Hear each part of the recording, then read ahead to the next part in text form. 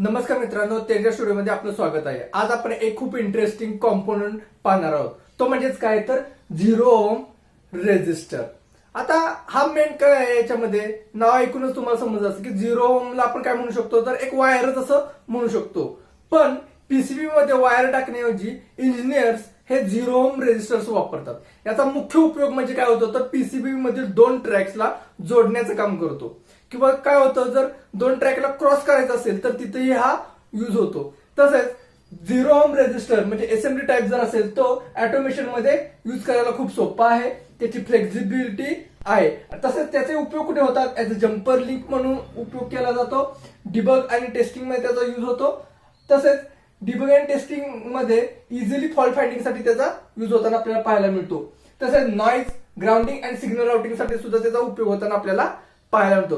0 ओम resistor वापरला जातो अशा कारणासाठी। 0 ओम रेझिस्टर म्हणजेच काय तर स्मार्ट जम्पर वायर।